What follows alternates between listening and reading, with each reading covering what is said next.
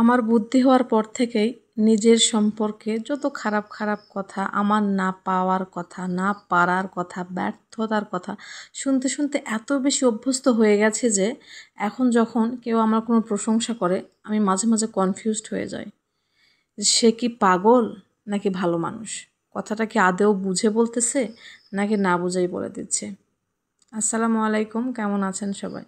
আশা করছি সবাই অনেক ভালো আছেন। আলহামদুলিল্লাহ, আল্লাহর রহমতে এবং আপনাদের দোয়ায় আমরাও বেশ ভালো আছি। আজকে মনটা ভীষণই খারাপ। তো যেদিন আমি রান্নাটা করছিলাম সেদিন মনটা অনেক খুশি ছিল।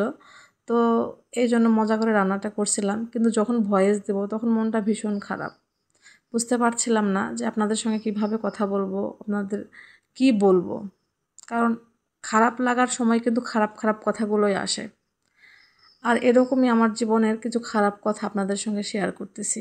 যদি ভালো লাগে তাহলে প্লিজ ভিডিওতে একটা লাইক করে দিন, শেয়ার করে দিন, কমেন্টে জানায়েন আপনাদের মূল্যবান মতামতটি। যদি কারোর সঙ্গে আমার জীবনের গল্পটা মিলে যায় তাহলে আমি আগে থেকে ক্ষমা চেয়ে নিচ্ছি। তো আসুন আপনাদের সঙ্গে আমার সেই অক্ষমতার গল্পটা শেয়ার করি।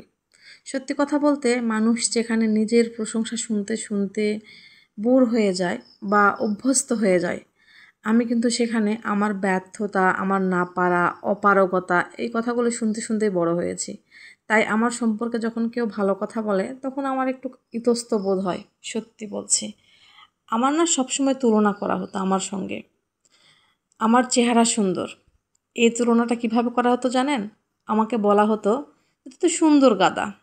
মানে আমার যে চেহারা সুন্দর এটাও আমার দোষ। আমাকে বলা হতো তুই তো সুন্দর গাদা। তো আমি যে পড়াশোনা পারি না বা কোনো কাজ পারি না তখন আমাকে ধামড়ি ধামড়ি মেয়েদের সঙ্গে কম্পেয়ার করা হতো, যারা আমার থেকে 3, 4, 5 বছরের বড় তাদের সঙ্গে। আসলে আমি তখন তো আসলে কিছু বুঝতাম না, শুধু যেটা হতো আমার মধ্যে হতাশা কাজ করতো। আর আমার মধ্যে কখনো না সেই কনফিডেন্স লেভেলটাই ছিল না যে আমার দ্বারা কিছু হবে, আমি কিছু পারবো। আমার নাম নিয়েও অনেক কথা হতো। আমার নাম একজন শিল্পীর নামের সঙ্গে নাম, তো এইটা নিয়েও কথা হইতো যে হ্যাঁ তুমি তো বিশ্ববিখ্যাত শিল্পী চলে আসছো, তোমার দ্বারা তো কিছুই হবে না, তুমি সেটাও পারো না। মানে নামটাকে আমি নিজে রাখছি, আশ্চর্য। তো আসলে আমাদের পরিবারে বা আমাদের আত্মীয় স্বজনদের মধ্যে বা আশেপাশে পাড়া প্রতিবেশীদের মধ্যে এই জিনিসটা কিন্তু প্রায়ই হয়।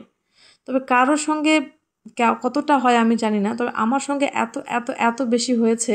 তো আমার মাঝে মাঝে মনে হয় যে আত্মীয় স্বজন পরিজন থাকার চাইতে একা থাকাটা ভালো। তখন আমি সিদ্ধান্ত নিয়েছিলাম মনে মনে যে আমি যদি কখনো বিয়ে করি তাহলে এক বাবার একটা ছেলেকে বিয়ে করব। কারণ আর যাই হোক আমার সন্তানদের উপরে ছড়ি ঘোরানোর কেউ থাকবে না। একটা মানুষের কানের কাছে, সেটা বাচ্চা মানুষ হোক বা বড় মানুষ হোক বা বৃদ্ধ মানুষ হোক, একটা মানুষের কানের কাছে কন্টিনিউয়াসলি যদি বলা হয় যে তোমার দ্বারা কিছু হবে না, তুমি সুন্দর কারা, তুমি কিছু পারো না, অমুককে দেখছো তোমার চাইতে কত ভালো, লেখাপড়ায় ভালো, চেহারা সুন্দর দিয়ে কাজ নাই, এই সেই হিজিবিজি যত যা আছে। আসলে তারা তো আর এত সুন্দর করে মসৃণ করে কথাগুলো বলতো না। তারা যে ভাষায় কথাগুলো বলতো আমি না ওইভাবে কথা বলতে পারি না। আর আমি একটু ইমোশনাল মেয়ে, তো ইমোশনাল হয়ে যেতাম। আর সবচাইতে বড় কথা তখন আমার বয়সটা অনেক কম ছিল। তখন শুধু আমি যেটা করতাম যে আমার মনের মধ্যে শুধু চলতো যে আমি তো পারবোই না, ধুর ছেড়ে দিই, মানে এরকমটা আমার যে করতে হবে এই জেদটা কিন্তু তখন আসছিল না। কারণ তখন ইউটিউব, ফেসবুক মানে কোনো কিছুই ছিল না যে সেখান থেকে একটু মোটিভেশনাল কোনো ভিডিও দেখবো বা কোনো কিছু দেখে আগ্রহ হবে। আমার দোষটা আসলে কোথায়? আমার বাবা মা কিন্তু আমাকে কোনো স্বপ্ন দেখায় নাই যে তোমাকে ডক্টর হতে হবে, তোমাকে ইঞ্জিনিয়ার হতে হবে, তোমাকে বড় কিছু হতে হবে। আমার তখন যেটা ইচ্ছে ছিল আমি যদি বড় হই, ভালো করে লেখাপড়া শিখে আমি একজন টিচার হব। কারণ আমি না তাকে চোখের সামনে সেটাই দেখছি। আমি কখনো দেখি নাই কোনো এমবিবিএস ডক্টরকে, আমি দেখি নাই কোনো ভালো ইঞ্জিনিয়ারকে, কোনো পাইলটকে, এসব তো বুঝতামই না। পাইলট মানে কি এসব তো আমি মানে স্কুল লাইফে তো বুঝতামই না।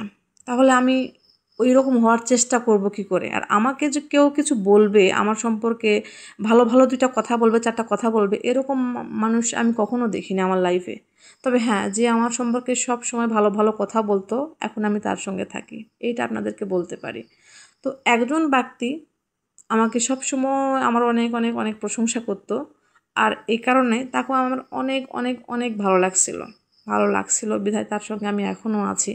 তবে এভাবে যদি কেউ কাউকে প্রশংসা করে বা কেউ যদি কারোর ভালো চায় তাহলে আমার মনে হয় যে তার ব্যর্থতা, খারাপ দিকগুলো, না পারার দিকগুলো না বলে সে যেগুলো পায় সেই বিষয়ে কথা বলা ভালো। এতে করে তার মধ্যে একটু হলেও কনফিডেন্স লেভেলটা আসবে যে না, আমি পারবো, আই ক্যান ডু ইট, আমি এটা করতে পারবো।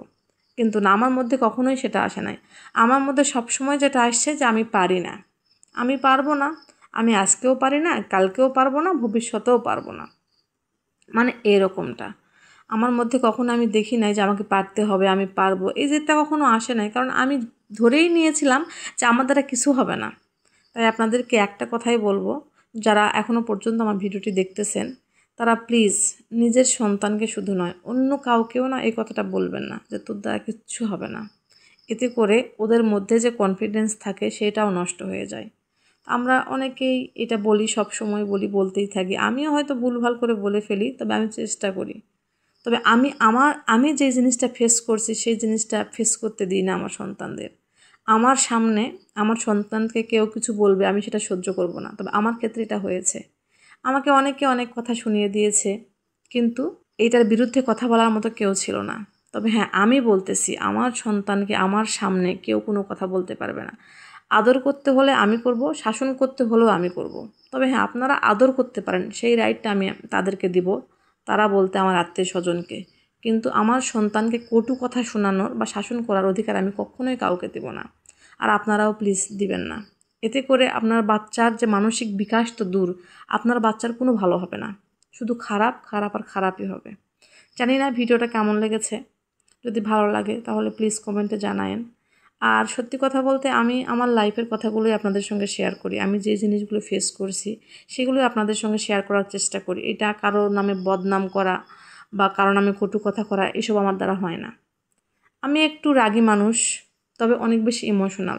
আমি আমার ইমোশন কন্ট্রোল করতে পারি না, তাই অনেক সময় অনেককে অনেক কথা বলে ফেলি। তবে এখন বলতে পারি কারণ আমার খুঁটিটা শক্ত আছে।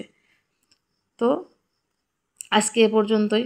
সবাই ভালো থাকবেন, সুস্থ থাকবেন। সবার সুস্বাস্থ্য কামনা করে আজকের মতো এখানেই বিদায় নিচ্ছি। তো যাওয়ার আগে আবারও বলে দিচ্ছি, প্লিজ সবাই সবার সন্তানদের যত্ন নেবেন, আর অনেক অনেক ভালোবাসা দিবেন, আর পজিটিভ কথা বলবেন। আল্লাহ হাফেজ, আসসালামু আলাইকুম। সবাই আমার জন্য দোয়া করবেন প্লিজ।